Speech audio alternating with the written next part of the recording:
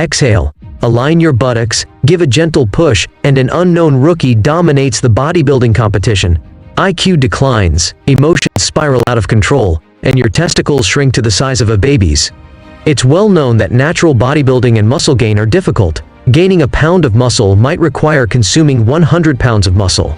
If you've ever considered taking shortcuts, maybe it's worth watching this video before making a decision. The term tech bodybuilding generally refers to athletes who only inject steroids. There are many types of steroids, but in the bodybuilding world, it usually refers to anabolic steroids, which mimic the testosterone and steroids found in the human body. These come in various forms, but most are based on exogenous testosterone. Anabolic steroids can be classified into 3 categories. The first category includes ester derivatives from the C-ring period, which are injectable steroids. They hydrolyze into testosterone and metabolize into dihydrotestosterone and estrogen.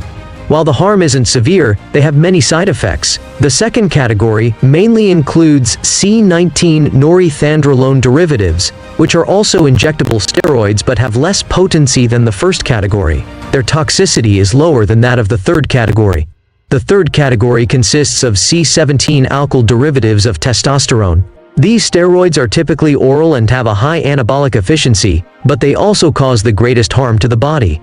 In the following video, these will all be referred to as steroids. The average healthy male's testes produce 4 to 9 milligrams of testosterone per day, but with steroids, this can increase to 40 to 50 times the normal amount. Your body processes these exogenous testosterone compounds the same way, allowing them to enter muscle cells and bind with androgen receptors. This process activates hundreds of proteins involved in protein synthesis and reducing protein breakdown, meaning your muscles remain in a growth state even without working out. In addition to increasing protein synthesis, steroids also increase the number of nuclei within muscle cells. The number of nuclei determines your muscle growth potential. Simply put, the more nuclei you have, the bigger your muscles will grow. The number of nuclei is genetically fixed, and although bodybuilding can't break this genetic barrier, steroids can. They add new nuclei to muscle cells, so even if you stop using steroids, you may lose some muscle mass, but as long as you continue training, you will still experience higher growth than before. This is why many natural bodybuilding competitions ban athletes for life if steroids are detected. They offer an unfair advantage, but they also pose significant risks to the body. One major issue is that taking exogenous testosterone shuts down your own testosterone production, causing your testicles to shrink. Not only does this look unattractive, but it also damages sperm production and can have a major impact on your fertility. Professor Alan Parsi, an expert in male reproductive health, mentioned in an interview that about 90% of steroid users may become infertile. While some may reverse these effects after stopping steroid use, for most, the damage is permanent. In addition, steroids can cause other serious health issues. The U.S. National Institute on Drug Abuse has pointed out that steroid use is associated with high blood pressure, heart disease, and other life-threatening problems. Even athletes under 30 may suffer from arterial damage and strokes. Besides these serious side effects, steroids can also increase aggressive behavior in some people.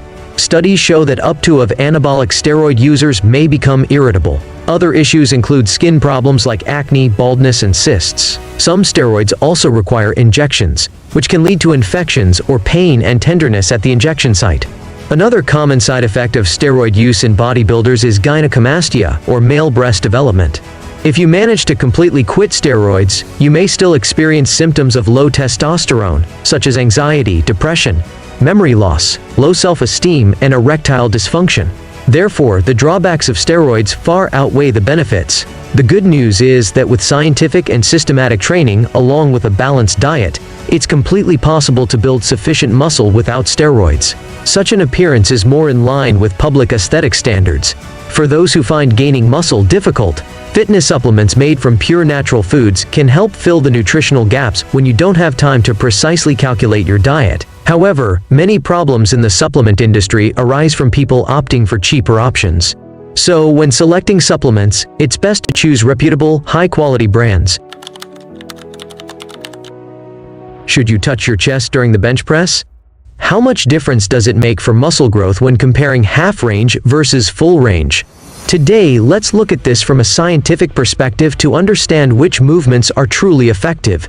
Many people know that exercises should be performed through the full range of motion, but this is a simplified message. Without understanding the key points, it's easy to do ineffective work. What really helps with muscle growth is the part of the movement where the muscle is stretched the most, which is the concentric motion at the stretch position. The longer the stretch, the better the muscle building effect. To explain this, let's use the bicep curl as an example. The full range is when the arm moves from fully extended to a fully bent elbow. The half range is divided into the contraction position and the stretch position. The contraction position refers to when the muscle is at its shortest, and the stretch position refers to when the muscle is extended the most. First, let's look at an experiment comparing full range and contraction positions. This study focused on barbell squats. The first group did full squats with a 120-degree knee bend, and the second group squatted only to a 60-degree angle, the partial contraction position. The results showed that the partial squat contraction position stimulated growth in the upper thigh area, but there was even slight atrophy in the lower thigh area. In contrast, the full squat led to similar growth across all areas. The second study compared 3 different ranges of motion. Participants performed seated leg extensions, with one group using the full range green, another doing only the stretch position blue, and the third group doing only the contraction position red. The researchers measured the vastus lateralis and rectus femoris muscles in 4 areas from top to bottom. The results showed that the contraction group showed little growth in the lower vastus lateralis near the knee, but more growth in the upper thigh area. However, the stretch position group and the full range group had more uniform growth, with the stretch position group showing slightly better results in the lower region. For the rectus femoris, the contraction group saw mild atrophy in the lower areas and slight growth in the upper areas. The key finding was that the stretch position group showed significant growth across all areas, even outperforming the full range group in some cases. This study doesn't necessarily prove that only doing the stretch position will result in better muscle growth than using the full range. But it does provide some valuable information. The stretch position accounts for at least of the importance in the entire range of motion. Therefore, if you don't touch your chest during the bench press or don't press your shoulders all the way down, it will definitely affect your muscle growth.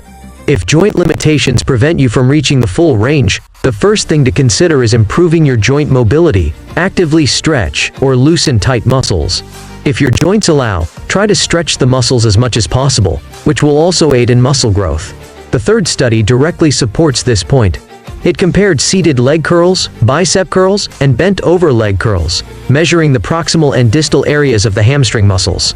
The results showed that seated leg curls led to more muscle growth because the seated position allowed for a greater muscle stretch compared to the bent-over position. The same applies to biceps. This study compared incline curls to preacher curls and found that incline curls resulted in more hypertrophy, especially in the area near the shoulder joint, the biceps origin. When participants performed incline curls while lying back, the biceps were stretched to a longer length, leading to greater stimulation of the muscle fibers in the proximal area, resulting in more significant growth. Although the resistance isn't highest in the initial phase of the incline curl, this doesn't change the fact that stretching the muscle longer produces better muscle building results. Many other studies also support this, but I've saved you from the redundancy. So, by now you should realize that peak contraction is not very useful for natural bodybuilding. Squeezing your chest hard to feel a pump will only give you a temporary muscle swell, but this doesn't convert into real muscle growth. What's important is the concentric motion at the stretch position. Find ways to stretch the muscle as much as possible. If you can't reach your chest during the bench press, work on resolving that issue instead of focusing on secondary details.